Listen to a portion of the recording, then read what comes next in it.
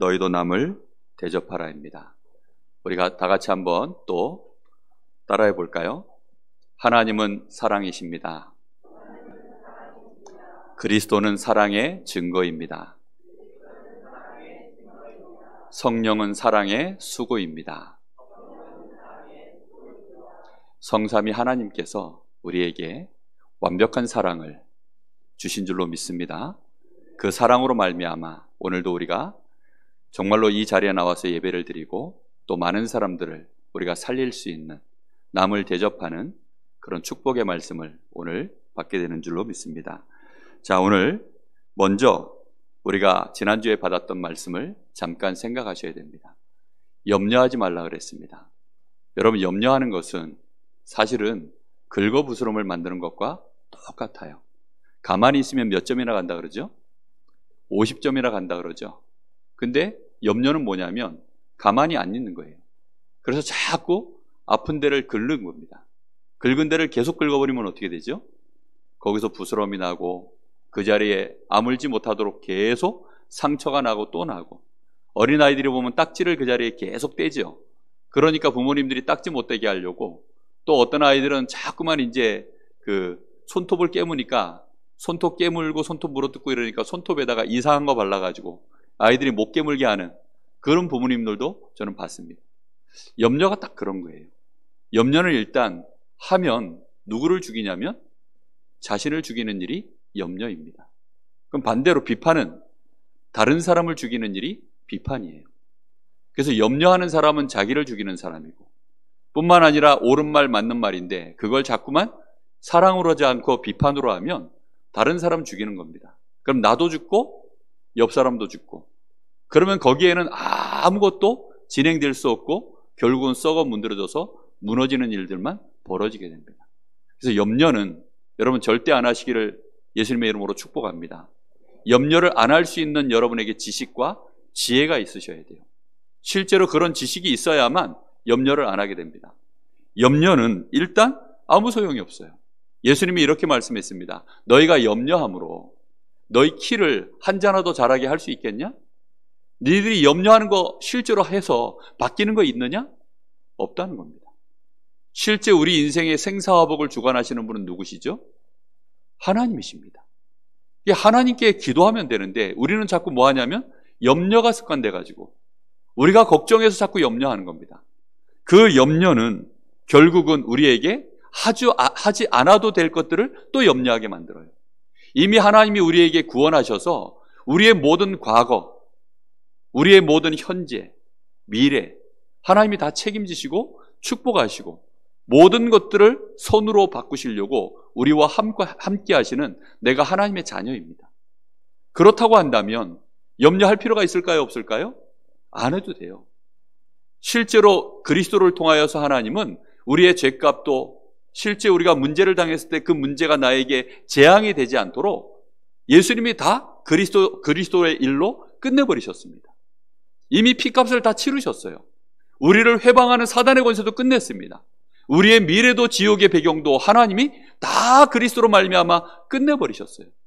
하나님의 자녀인 우리가 조금만 생각해보면 염려 안 할 것들 투성이에요. 근데 우리가 주로 하는 염려는 불신자 수준의, 이방인들이 하는 수준의 염려를 자꾸만 하는 것입니다. 뿐만 아니라 우리가 하는 염려는 심지어는 예수님이 이렇게까지 말씀하셨어요.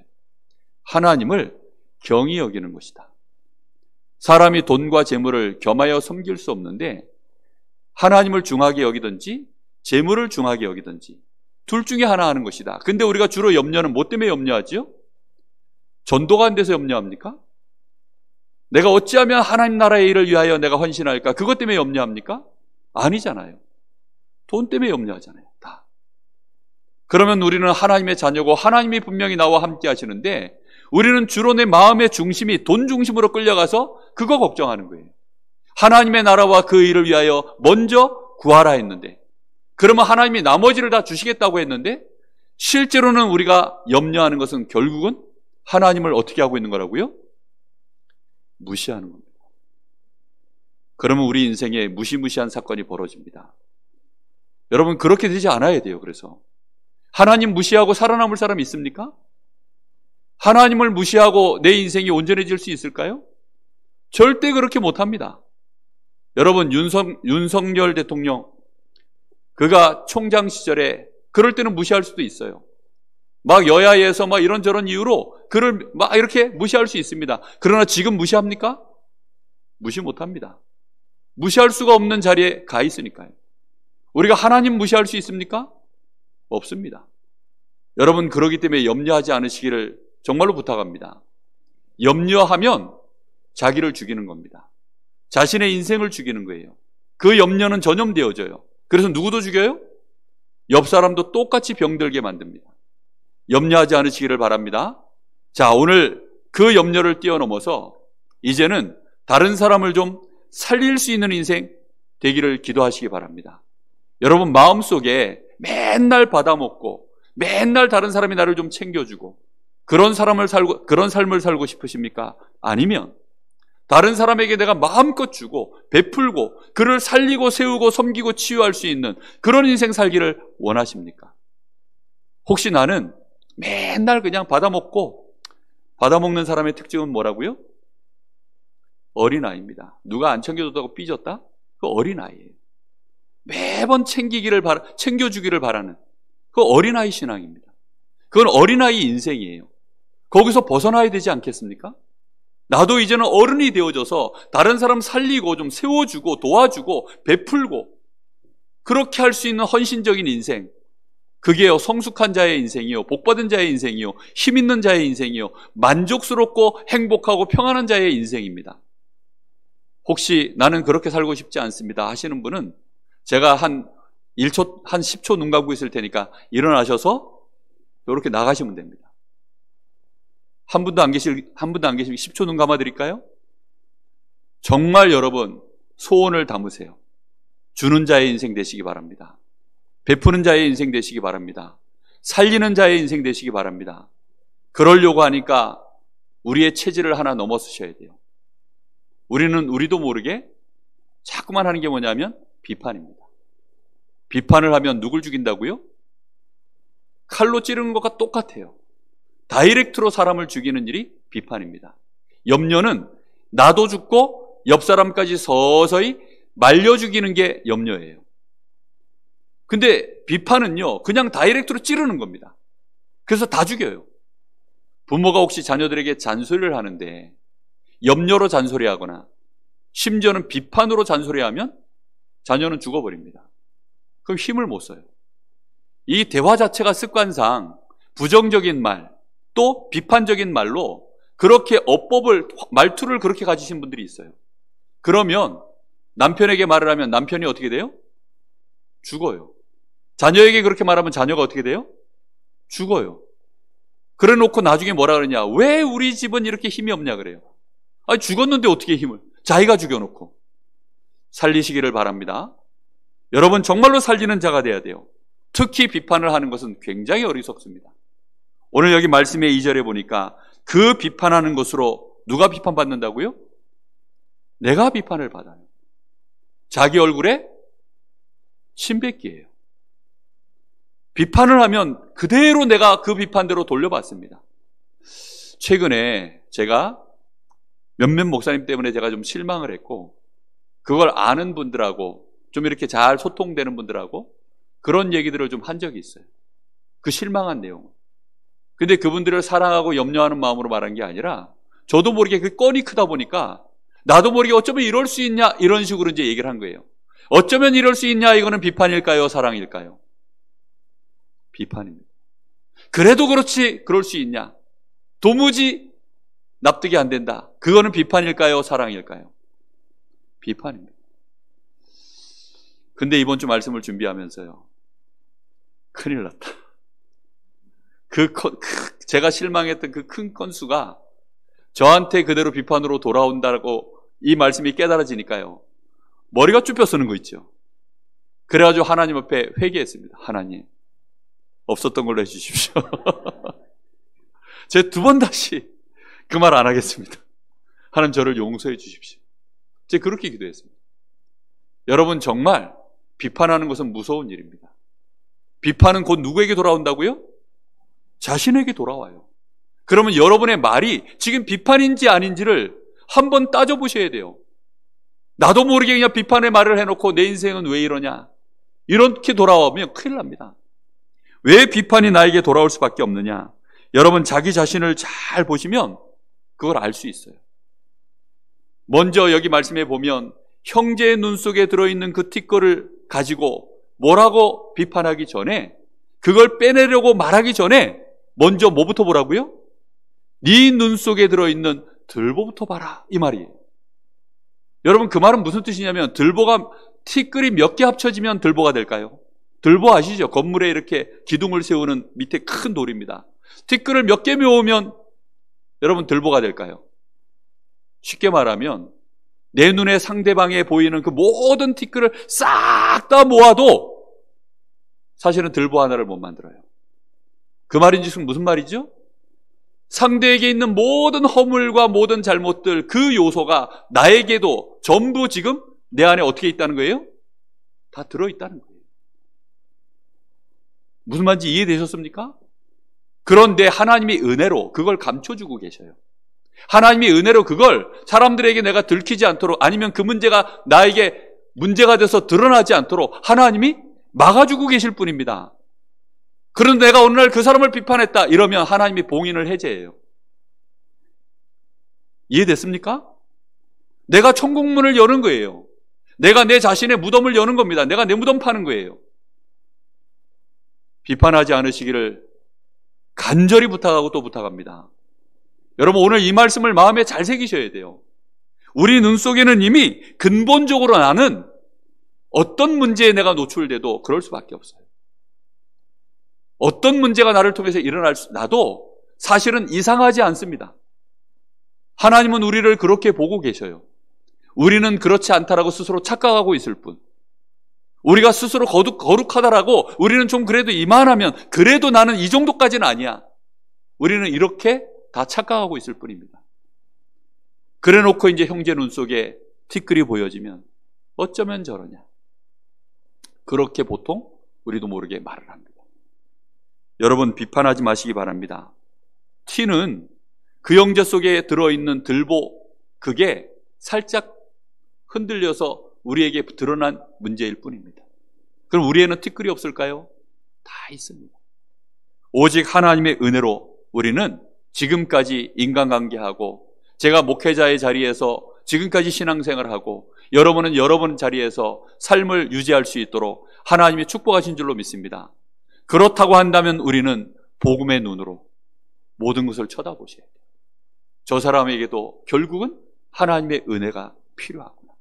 저 사람에게도 그래서 그리스도가 필요하구나. 저 사람의 인생 속에 저 저주 재앙에서 빠져나올 수 있도록, 나는 문제가 안 드러났으면 좋겠고 문제를 안 당했으면 좋겠는데 끊임없이 그 문제 때문에 넘어지고 무너지고 그러다 어느 날 다른 사람에게 이게 보여지는 상황에 오면 그때는 이제 비판을 받게 되잖아요. 그럼 이 사람은 그러고 싶어서 그런 것도 아닌데 어쩔 수 없이 무너진 건데, 그걸 누군가가 또 비판을 해버리면 이 사람은 재기할 수가 없어요. 일어설 수가 없습니다. 여러분 오늘 말씀을 마음에 많이 새기시고 정말로 염려도 하지 마시고 비판도 하지 않는 은혜 속에 있으시기를 바랍니다. 특히 예수님이 이렇게 얘기하셨어요. 6절에 거룩한 것을 개에게 주지 말며 너희 진주를 돼지 앞에 던지지 마라. 그들이 그것을 밟고 발로 돌이켜 너희를 찢어 상하게 할까 염려하라. 우리가 비판을 할 때는요, 좋은 말로 해요, 틀린 말로 해요? 맞는 말을 합니까, 틀린 말을 합니까? 맞는 말이에요. 그렇죠? 정말로 맞는 말 합니다. 딱딱 맞는 말을 해요. 그런데 이런 것들이, 이 진주와 같고 이 거룩한 것들을 여러분 상대에게 막 던지면 그걸 상대가 받느냐? 오늘 말씀에 뭐라고 되어 있어요? 못 받습니다. 그러면 결국은 무슨 싸움 된다고요? 개 싸움 되고 돼지 싸움 되고 개판 되는 것입니다. 먹을 거 얻으려고 꿀꿀대는 돼지판 되는 겁니다. 결국은 자기 이익을 위하여 비판할 뿐, 상대를 염려해서 비판하는 것도 아니에요. 상대를 살리려고 비판하는 게 아니라 상대를 죽이려고, 그래서 내 것으로 챙기려고, 그 사람 가지고 있는 거 조금이라도 내 것으로 뺏으려고. 우리는 그렇게 비판하지, 사실은 살리려고 뭔가를 바르게 잡으려고 비판하는 경우도 거의 없잖아요. 그런데 우리는 또 나름대로 신앙생활하면 이렇게 저렇게, 야, 이거는 이런 거고 저건 저런 거야 말은 하지만 그것이 결국은 상대가 안 받아들여요. 받아들이지 않습니다. 저희 집사람하고 저하고 대화하는 중에 그런 질문을 많이 받아요. 여보, 이런 얘기를 좀 하면 왜 당신은 그런 얘기를 안 해요? 누군가가 이렇게 이제 잘못한 것이 있는데 눈에 띄게 정말로 잘못한 거예요. 근데도 왜 당신은 거기에 대해서 말을 하지 않아요? 왜 그 사람에게 정말로 말을 해서 그 사람에게 이건 이렇다 저렇다 왜 그렇게 말을 안 해요? 그때마다 제가 하는 얘기가 있습니다. 말해도 소용없다. 말해도 뭐가 없다고요? 소용이 없어요. 당시에는 그 말을 들으면 맞는 말이니까 숨을 죽이고 들어요. 그리고 그 사람의 인격에 따라 긍정도 해줍니다. 그리고 받아도 드립니다. 그러나 결국은 이 사람 속에 들보는 빼낼 수 있어요, 없어요? 자기 힘으로는 절대 못합니다. 그러니까 시간 지나면 아픈 것만 기억 남아요. 지식은 날아가고 내 마음속에 이 자존심 상한 거, 나를 찔렀던 그 순간에 그 구겨진 나의 그 마음, 그것만 딱 남습니다. 그럼 시간 지나면 지날수록 내 마음에요, 인간관계가요, 더 멀어집니다. 그리고 나중에 이 사람에게 기회가 오면 이제 노리고 있어요. 딱 노리고 있다가 절대로 놓치지 않고 그 타임을 잡아서 나에게 뭐 하죠? 비판을 합니다. 그렇게 되어지면 교회는 산산이 무너져요. 가정도 무너집니다. 부부싸움 주로 어떻게 하죠? 당신은 왜 이래? 이러면 너도 그렇잖아. 이렇게 나옵니다. 그죠? 그러다가 이제 점점 넘어서서 할 말 다 하고 나면 이제는 넘지 말아야 될 선을 넘어서죠. 니네 집은 왜 이래? 그럼 니네 집은 또 왜 이래? 니네 부모님은 왜 이래? 그럼 니네 부모님은 또 왜 이래? 그러면 이제 그때는 이혼으로 가는 겁니다. 사람들이 어리석어서 자꾸만 비판으로 뭐가 해결되는 줄 압니다. 절대 그렇게 안 되어져요. 살리게 되시기를 바랍니다. 정말로 여러분 비판하기 시작하면 짐승 싸움 되어져요. 그래서 우리는 어떻게 되느냐? 남을 진짜로 내가 남을 살리려고 하면 비판을 멈춰라. 그리고 나를 살려라. 그래서 염려를 멈춰라. 예수님의 이름으로 축복합니다. 정말 이렇게 되셔야 됩니다. 그러면 어떻게 하면 염려를 안 하고 어떻게 하면 내가 비판을 안 할 수 있을까요? 그래서 예수님이 7절에 이렇게 말씀하셨어요. 구하라, 찾으라, 두드리라. 구하라. 그보다 더 적극적인 게 뭐지요? 찾으라. 구하는 것은 좀 주세요. 막 이것 좀 주세요. 저것 이겁니다. 근데 찾는 건 뭐지요? 이제 답답하니까 내가 막 찾아 나서는 거예요. 그런데 막혔어. 찾아 나섰는데 문이 막혔어. 길이 막혔어. 그때는 뭐 하죠? 이제 두들기는 거예요. 굉장히 간절한 기도. 하나님 앞에 구하고 찾고 두드리라. 이것 외에는 염려하지 않을 길이 없습니다. 이것 외에는 내가 비판하지 않을 길이 없어요. 이것 외에는 다른 사람을 내가 살릴 수 있는 길이 없습니다. 우리는 이미 우리 속에 뭐가 들어있습니까? 들보가 들어있어요. 네 눈 속에 들보가 들어있어요. 그래서 그것이 내 눈을 막고 있고 다른 사람의 특근을 보게 만들고 나 자신을 계속 무너뜨리고 있고 그리고 나는 그것을 감추려고 또 다른 사람 비판하고 이런 식으로 우리 인생이 계속 가는 겁니다. 그것이 이미 우리 속에 각인 뿌리 체질로 만들어져 있습니다. 그걸 어떻게 바꿔냅니까? 사람들은 이런 사람들 간혹 있더라고요. 술만 먹으면 사람이 다른 사람이 되나. 술만 먹으면 딴 사람 돼요. 술 먹고 오면 술 깼을 때는 그렇게 사람이 착하고 사람이 그렇게 정말 순하고 이런데 술만 먹으면 딴 사람 되는 사람들이 있죠. 그럼 왜 그럴까요? 술 먹어서 그럴까요? 아닙니다. 그 사람 속에 이미 그 들보가 들어있어요. 그래서 그게 튀어나오는 것입니다. 여러분 그걸 무슨 수로 바꿀까요? 술 먹지 마세요. 술 먹지 마라 하면 됩니까? 그걸로 안 돼요. 말 자체를 험하게 하는 사람들이 있습니다. 생각 자체가 너무 부정적으로 하는 사람들이 있어요. 10가지 좋은 게 있는데 그 가운데 한 가지 안 좋은 게 보이면요, 그 한 가지 안 좋은 것부터 말하는 사람이 있어요. 정말로 이게 눈이요, 긍정적인 사람, 이런 사람들은요, 10가지 안 좋은 게 있는데 한 가지 좋은 거 있으면 그걸 보고 희망을 얻어요. 여러분, 우리는 어떤 순간에도 하나님이 나와 함께 하시는 이 은혜를 가지고 시작해야 될 줄로 믿습니다. 여러분, 그것 외에는 답이 없어요. 그래서 그냥 기도하는 것이 아니라 간절히 기도하는 것입니다. 여러분, 이것은 생존의 문제입니다. 이것은 내 자녀가 사느냐 죽느냐의 문제이고, 내 남은 여생이 행복으로 가느냐 불행으로 가느냐의 문제입니다. 여러분, 우리 교회가 정말로 그리스도 안에서 전도와 선교를 위하여 연합할 수 있느냐, 연합을 못하느냐의 문제입니다. 이거는 굉장히 중요한 부분이에요. 그래서 예수님이 제자들을 부르시고 나서 8가지 복을 얘기하시고, 그리고 기도해야 될 중요한 주기도문에 대한 말씀을 주시고, 그러고 나서 이제 하나님의 나라와 그 일을 위하여 교회를 세우고 개인을 세우시는 데 있어서 염려하지 마라, 그 첫 번째 얘기를 하셨고, 그러고 나서 오늘 도무지 어떤 경우에도 뭐 하지 말라고요? 비판하지 말라고 말씀하시는 것입니다. 그러면 내 힘과 내 능력으로는 비판을 멈출 수가 없어요. 우리는 이미 구조상 비판이 몸에 배어 있습니다. 그러니 어떻게 그걸 안 하겠습니까? 그런데 비판하면 어떻게 된다고요? 공멸입니다. 공멸. 아시겠습니까? 거기에 대한 여러분 마음에 이걸요, 심각하게 생각하셔야 돼요.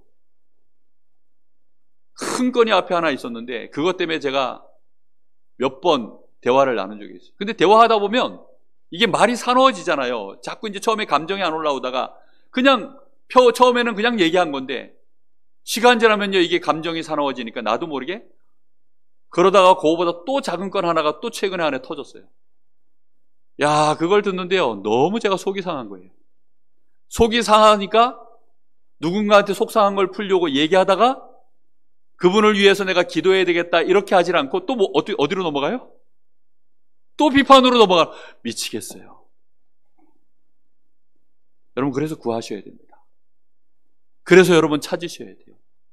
그래서 여러분 하나님 앞에 두드리셔야 됩니다. 여러분은 뭘 구하고 뭘 찾고 뭘 두드리십니까? 하나님, 나에게 건강 좀 주세요. 건강을 찾고 건강을 두드리십니까? 재물을 찾고 재물을 두드리십니까? 그런 거 안 해도 돼요. 정말 여러분, 가만히만 계셔도 50점 갑니다. 여러분, 가만히만 계셔도요, 그냥 축복이 와요. 근데 자꾸만 사람들이요, 헛발질을 해버리니까, 그러니까 자꾸 자살골 먹는 거 아닙니까? 여러분, 재벌집에 태어나면 가만히만 있어도 여러분 부귀영화를 누려요. 그렇죠? 근데 뭘 자꾸 능력도 안 되는 게 이것저것 하다가 망해가지고 집안을 다 말아먹어서 자녀들까지 망하도록 그렇게 해버리니까 문제 아닙니까? 우리가요, 하나님의 자녀로서 완전한 축복받았기 때문에 우리는 조금만 이제 나의 이 악한 체질들, 나의 이 악한 불신앙들, 이 악한 습성, 나의 이 도무지 재갈이 물려지지 않는 이 혀를 여러분 조금만 잡을 수 있는 은혜를 하나님 앞에 구하시기 바랍니다. 그래서 예수님이 뭐라고 얘기하시냐면, 구하라, 찾으라, 두드리라 이렇게 해놓고, 구하는 이가 받을 것이고 찾는 이가 찾을 것이고 두드리는 이에게 반드시 열릴 것인데, 그러면서 뒤에 주시는 말씀이 뭐라고 얘기하냐면, 누가 자녀가 떡을 달라 하는데 돌을 주며 생선을 달라 하는데 뱀을 줄 사람이 있겠냐? 하물며 너희 아버지 하나님이 구하는 자에게 좋은 것으로 주시지 않겠느냐, 이 말씀을 하십니다. 여기서 이 좋은 게 뭔지 아세요? 누가복음 11장에 보면 11장 9절에서 13절, 이게 똑같은 말씀입니다. 똑같은 본문인데 거기에는 누가가 이렇게 기록해놨어요. 성령을 선물로 주시지 않겠느냐. 성령의 역사 외에는 우리를 바꿀 자가 없는 줄로 믿습니다. 여러분, 그래서 성령 충만하도록 기도하였어요. 기도 제목이 뭐냐? 하나님, 내가 염려하지 않도록 성령 충만 주십시오. 하나님, 내가 비판하지 않도록 성령 충만 주십시오. 내가 오직 복음의 눈으로 모든 사람을 쳐다보고 나를 쳐다볼 수 있도록 성령의 충만함을 주십시오. 계속 기도하시기 바랍니다. 아니, 악한 게 보이고 내 속에서요 도무지 용납할 수 없는 게 내 눈앞에 보이는데 어떻게 그걸 내가 눈살을 안 찌푸립니까? 내가 어떻게 그거를요 참고 있다가 누가 나를 탁 건드리면요 본물 터지듯이 내가 그 말을 안 할 수 있겠습니까? 그치요? 성령께서 역사하시면 누군가 나의 뇌관을 건드릴 자를 만나지 않도록 하나님이 트실 줄로 믿습니다. 그죠? 아니, 피해 다녀야지. 내가 힘이 없으면 어떻게, 똥이 무서워서 피합니까? 예? 더러워서 피합니까? 아니, 더러워서 자꾸 피해야 되는데 자꾸 밟아버리면 어떻게 돼요? 그럼 인생이 냄새가 나잖아요. 내가 걸어간 모든 발걸음 속에는요, 예? 오물만 가득 차는 거 아닙니까? 여러분 정말로 기도하셔야 됩니다. 그래서 저는 목회자로서 그게 제일 고민이에요. 제 수준과 제 인격은요, 저하고 안 맞으면 저도요 진짜 한 율법합니다. 저도요 한 바른 생활을 하고 인생을 살았기 때문에, 여러분 군대 가서도요 술 담배 안 하고 인생 살았다니까요. 그렇게 군대에서 두드러 맞는데도 술 담배를 안 했어요. 그게 저의 자존심인 줄 알고, 그게요 제 인생에 뭔가 나를 지키는 건 줄 알고 저 그렇게 살았다니까요. 그렇게 꼿꼿하게 인생을 살았기 때문에 저도요 한 율법 합니다. 그러다 보니까 그릇도 좁지요. 사람이요 인격도 좀 이상하죠. 모자란 거 투성이죠. 그런 주제에 또 이 한 부분에서는 제 나름대로 좁아가지고 뭐라고 막 이렇게 말하는 게요 저도 모르게 체질돼 있어요. 그러니 제가 얼마나 허술합니까? 조금만 저보다 앞서신 분들이 보면요 지적할 거 투성인데. 깨닫게 되시기를 바랍니다. 여러분 성령의 역사 아니고서는 우리 집안을 살려낼 수가 없고, 여러분의 가족들 살려낼 수가 없고, 치유할 수가 없습니다. 가만 내버려만 둬도요 상처가 아물어질 텐데, 자꾸 와가지고 말로 들썩거려가지고 그 자리를 찔러버리고, 가만히 나를 내버려만 둬도 괜찮을 텐데 내가 또 염려해가지고 내 상처를 긁어버리고, 이렇게 하니까 상처가 나을 날이 없어요. 성령께 간절히 구하시기를 예수님의 이름으로 축복합니다. 그래서 여러분 더 나아가서 하나님, 나도, 예수님이 이렇게 얘기합니다. 그러면서 좋은 것 성령을 받으면 그 정도를 넘어서서 드디어 어떤 일이 벌어진다고요? 너희도 무엇이든지 남에게 대접을 받고자 하는 대로, 네가 대접받고자 싶은 만큼 충족하게 다른 사람을 대접할 수 있는 사람으로 그렇게 우리가 세워질 줄로 믿습니다. 여러분 그런 은혜 속으로 들어가야 돼요. 그런데 알고 봤더니 이것이 율법이요 선지자니라. 무슨 말입니까? 성경 66권의 가장 핵심적인 말씀이다, 이런 뜻입니다. 남을 대접하기까지 치유받으시고 힘 얻으셔서 응답받으셔서 정말로 여러분 남을 대접할 수 있는 성령 충만에 이르시기를 예수님의 이름으로 간절히 축복합니다. 90%의 사람은 그래서요 대접받기를 원해요. 왜지요? 상처투성이니까요. 사실은 99%의 사람이 대접받기를 원합니다. 누가 날 좀 알아주길 원하고, 누가 나 힘든 사정 좀 알아주길 원하고, 그래서 누가 그런 거에 대해서 동감만 해줘도 기뻐하고, 아, 이 사람은 나의 진정한 친구야 라고 마음문 열어버리고. 사람들 다 그렇게 합니다. 상담의 첫 번째 기본 원리가 뭔지 아세요? 그래서 잘 들어주는 겁니다. 잘 들어주는 거. 들어만 줘도요 좋아해요. 사람들은 속히 말하기를 좋아하고, 속히 말하기를 좋아하고, 듣기는 더디하고, 사람들이 이렇게 하거든요. 여러분 듣기를 속히 하고 말하기를 더디할 수 있는 그것만 조금 할 수 있어도 사람들 살릴 수 있습니다. 10% 안으로 들어가는 거 어렵습니까? 아닙니다. 하나님이 역사하시면 될 줄로 믿습니다. 성령의 충만함을 구하십시오. 그래서 복음으로 다른 사람을 비판하지 말고 오히려 대접할 수 있기를 바랍니다. 이것을 언약으로 딱 잡으세요. 아셨습니까? 내 평생에 나는 살리는 자 되겠다. 나는 내 평생에 다른 사람을 섬기는 자, 대접하는 자, 세우는 자 되겠다. 그렇게 할 수 있는 것은 굉장히 힘 있는 사람입니다. 그렇죠? 하나님이 틀림없이 그렇게 합니다. 혹시 여러분들 중에 복수를 계획하고 계신 분들은 오늘 내려놓으시기 바랍니다. 내 남편 요거 힘 떨어지면 보자. 내려놓으셔야 됩니다. 오래된 계획이시죠? 그죠? 그래서 그걸 내려놓으셔야 됩니다. 다 내려놓으셔야 돼요. 은퇴하면 보자. 이거 퇴직하면 보자. 지금 정권에서 전부 그러고 있잖아요. 정권 바뀌면 보자. 아니, 오죽하면 검찰이 이 조사를 못하러 검수 안 봐? 이게 말이 됩니까? 이런 법을 갖다가 막 어떻게 막 하겠다고 지금 그런 얘기들이 나오는 것이요. 복수 안 당하려고. 자기들이 지금까지 계속 그렇게 놓고 이제 우리가 힘을 빼앗겼으니까 이제는 그렇게 안 돼야 되니. 여러분, 그러니까 또 남자들이 무슨 생각하는 줄 아세요? 바본 줄 압니까? 그러니까 이제 또 딴 주머니 차는 거예요. 자기 살 길 다 궁리해서 그러다가 이제 결정적인 순간에 한 방에 훅 가는 겁니다. 복수를 내려놓으시고 살릴 계획을 지금부터 차분하게 어떻게 하든지 내 남편 기살려 주세요. 내 자녀 기살려 주세요. 내 가족들, 내 아내 기살려 주셔야 됩니다. 그래야 살아요. 옆 사람 기살리시기를 예수님의 이름으로 축복합니다. 그게 사는 길입니다. 어떻게 하느냐? 언약으로 잡으세요.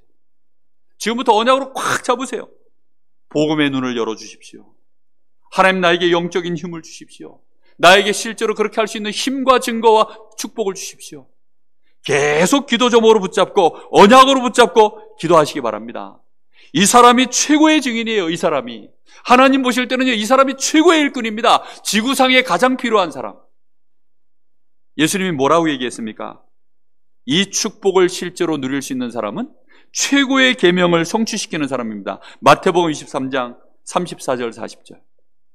율법사들이 와서 예수님께 최고의 계명이 뭡니까? 하나님 사랑하는 것이다.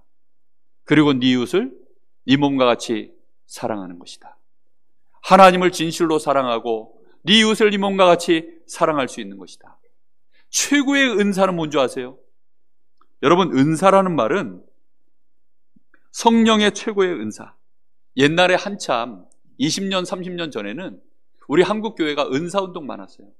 그래서 뭐 방언기도 이건 기본이고 뭐 투시 은사, 뭐 예언 은사, 투시 은사가 제일 겁나더라고요.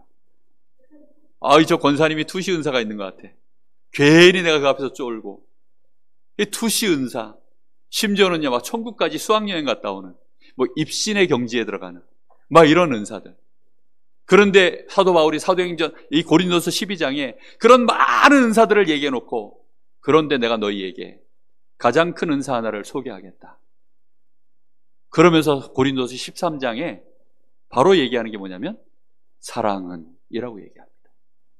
최고의 은사가 뭔지 아세요? 고린도서 13장에 나와 있는 바로 그 사랑입니다. 사랑이 없으면 내가 내 몸을 불사르게 내어줄지라도 아무 유익이 없다.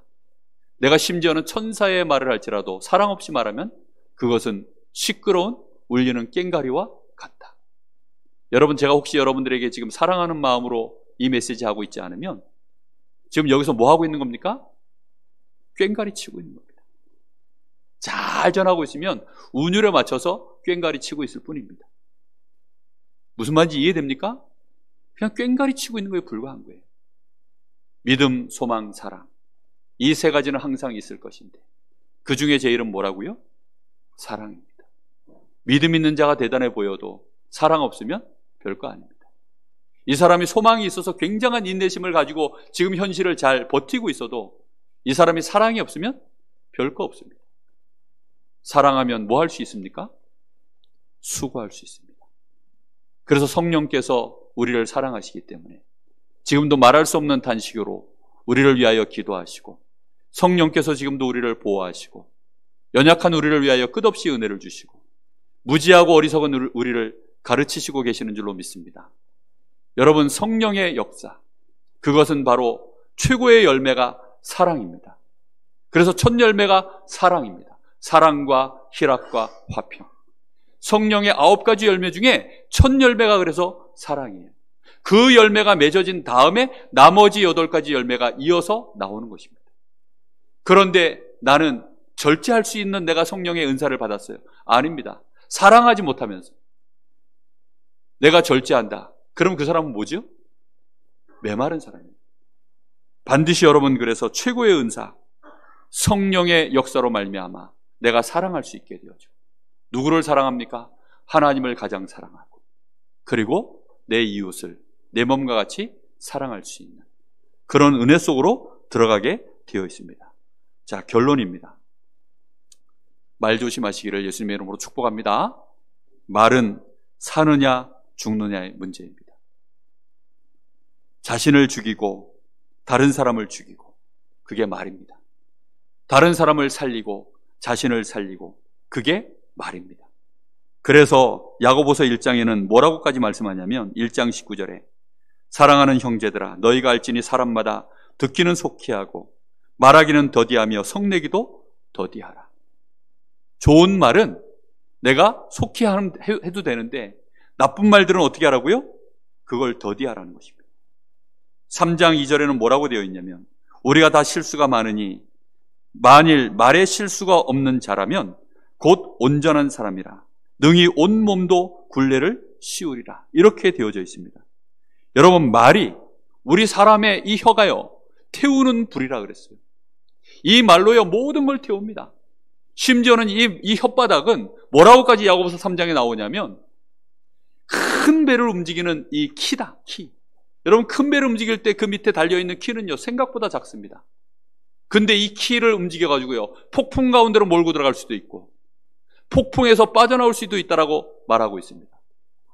우리의 혓바닥을 잘못 눌리면 이게 폭풍 가운데로 내 인생을 밀고 들어가는 거예요. 어떻게 하실 겁니까? 살고 싶으십니까? 죽고 싶으십니까? 협박입니까? 협박이 아니에요. 더 나아가 살리는 자의 내가 혀를 갖는다면 자자손손 복을 받고 하나님께 영광이 될 줄로 믿습니다. 이런 은혜를 꼭 받으시기 바랍니다. 베드로전서 3장 8절에서 12절에 보니까 여기에는 이렇게 되어 있습니다. 마지막으로 말하노니 너희가 다 마음을 같이하여 동정하며 형제를 사랑하며 불쌍히 여기며 특히 악을 악으로 욕을 욕으로 갚지 말고 도리어 뭘 빌라고요? 복을 빌라. 이를 위하여 너희가 부르심을 받았다. 이것을 위해서 너희가 부르심을 받았으니 이는 복을 이어받게 하려 하심이니라. 내가 받은 이 복을 내 자녀도 이어받는 구원의 축복을 받으려면 내가 말 가지고 복을 전달할 때, 복을 빌 때 내 자녀도 이 복을 이어받게 되는 것입니다. 내 주변에 있는 사람들도 이 복을 이어받게 되는 것입니다. 그런데 어찌된 영문인지 목회자 집안에 불신자가 나와요. 어찌된 영문인지 장로님 집안에 불신자가 나옵니다. 뭘 이어받지 못한 거죠? 복을 이어받지 못했어요. 너무나 안타깝죠? 자녀에게 아무리 잔소리해도 소용없습니다. 예배 가자, 헌금 제대로 해라, 기도 똑바로 해라. 암만 얘기해도 소용없습니다. 정말로 여러분 복을 비셔야 됩니다. 사랑하는 마음으로. 성령 충만을 구하시기를 간절히 부탁합니다. 구하고 찾고 두드리셔야 돼요. 여러분 새벽 제단 나와서 한번 기도해 보세요. 여러분 정말로 나와서 한번 기도해 보세요. 여러분 예배의 자리에 교회 와서 오가시면서 차 가지고 여러분 혼자서 잘 기도 안 되시는 분들, 환경이 잘 안 된다 싶은 분들은 요즘은 맛집이 있으면 저 산구석에서도 가더라고요. 교회가 멀어서요. 맛집 가지 마시기를. 무슨 말인지 아시겠습니까? 양심이 좀 있으세요. 아니 코로나 때문에요. 비판하지 말아야 되는데 이 체질이 돼가지고 나도 모르게 또 비판이 나올 뻔했습니다. 주여 취소입니다. 여러분 정말 이게 너무나 무서워요. 교회 오셔서 여러분 기도하세요. 조용하게 오셔서 기도하세요. 여러분 2층에 저기 유아실 너무 좋아요. 오셔서 기도하세요. 비밀번호 혹시 모르시겠거든. 비밀번호 모르신 분들은 회개하시기 바랍니다. 아니 교회 비밀번호를 모르겠. 저한테 물어보세요. 아니면 우리 성도들한테 물어보세요. 웬만하면 다 아십니다. 그래서 여러분 교회 오셔서 기도하세요. 새벽에 오셔서 구하고 찾고 좀 왜 새벽에 오라고 하느냐? 자세 좀 갖추라고요. 내 마음에 이게 간절함을 표현하는 거 아니겠습니까? 금요철야에 와서 좀 한번 기도해 보세요. 혼자 와서 한번 하나님 앞에 40일 작정 이런 거 한번 해보세요. 그래서 여러분 체질을 좀 바꾸시기 바랍니다. 그래야 이 흐름을 바꿀 거 아닙니까? 지금 이 흐름이요 계속 밀려 내려가는데 이걸 바꾸셔야 되잖아요. 복을 이어받는 축복이 여러분의 가정에 3대, 4대, 5대, 6대 내려가시기를 바랍니다. 이게 만약에 3대, 4대 올라가잖아요. 요셉 나옵니다. 여러분, 다윗 나옵니다. 틀림없이 나와요. 이 집안에. 아브라함 당대에는 시원찮았어요. 이삭도 별로 시원찮았어요. 자기 죽을 것 같으니까 마누라 누이라고 속이고, 이 정도 수준밖에 안 됐습니다. 야곱 맨날 속이고, 그러다가 그 집안에 드디어 인물 하나 4대째 나왔습니다. 그게 요셉입니다. 시대를 살렸어요. 한 집안의 이새와 같은 그 이새와 그 아버지 그 부모의 그 영적인 이 복이 이어졌는데 다윗 같은 인물이 나왔습니다. 저는 그래서 저에 대한 별로 기대가 없어요. 저는 잘 돼야, 저희 어머니를 1대라고 하면 저는 2대 겨우. 그래서 맨날 마누라 뭐 이 정도 여기서 왔다리 갔다리 하는 이 정도밖에 안 됩니다. 저희 자녀들이 이제 3대인데 요놈들한테 좀 약간 기대를 합니다. 그리고 빨리 손주 보기를 기도하고 있습니다. 왜냐? 4대째 혹시 물건 하나 나오지 않을까? 이렇게 기도하고 있습니다. 여러분, 이 복이 이어져 내려가야 돼요. 근데 나보다도 이 자녀가 더 시원찮다? 그거는 뭔가 지금 흐름이 이상한 쪽으로 가고 있습니다. 다시 한번 부탁합니다. 기도하십시오. 정말로 기도하십시오. 그럼 악한 자들은 어떻게 합니까? 12절에 딱 나와 있습니다. 주의 눈은 의인을 향하시고 그의 귀는 의인의 간구에 기울이시되 주의 얼굴은 악행하는 자들을 대하시느니라. 하나님이 다 보고 계시니까, 그건 네 속 아니니까 접어두고 어떻게 하라고요? 너는 성령의 충만함을 놓고 기도하고, 어찌하면 저 악행을 행하는 자를 하나님 내가 살릴 수 있겠습니까? 그 기도하시기를 예수님의 이름으로 축복합니다. 자, 그래서 여러분들이 지금부터 미션 하나 가지세요. 여러분, 정말로 하나님 앞에 기도하시면서 새가족 다락방, 여러분 아무것도 모르는 예수 믿어야 될 전도 대상자 하나 놓고 여러분 기도하시면요, 정말 체질 바뀝니다. 이 새가족 붙잡고 여러분들이 험담을 하겠어요? 목사욕을 하겠어요? 그런 거 안 할 거 아닙니까? 이 사람 살리려고 하니까 여러분의 체질에도 안 맞는 복음 얘기하고, 복음으로 고민하고, 복음 가지고 기도하고, 그러다 보면 어느 날 나도 모르게 바뀌어 있을 거 아닙니까? 솔직한 말로 저는요, 여러분보다 유리한 것이 맨날 말씀 생각해야 돼요. 설교하려면 설교 준비해야 되고, 여러분보다 한 글자라도 성경 더 보고, 조금이라도 기도 더 할 거 아닙니까? 그러니 저는요, 조금 유리해요. 그래서 여러분도 조금 유리해지시라고 새가족 다락방, 이거 약 파는 거 아닙니다. 여러분 복 받으시라고. 아시겠습니까? 그래서 여러분 전도서 상자 놓고 기도하시고, 도무지 안 될 것 같은 인간 놓고 기도하셔서 그 사람이 복을 이어받는 일에 여러분이 만약에 응답받으신다면 여러분 가정과 가문에 이 복이 천대까지 내려가게 될 줄로 믿습니다. 증인 되시기를 예수님의 이름으로 축복합니다. 기도하겠습니다. 하나님, 은혜를 간절히 기도합니다. 오늘 우리 사랑하는 모든 성도들 한 심령도 빠짐없이 성령의 충만함을 구하는 이유 있는 기도가 시작되게 하옵소서.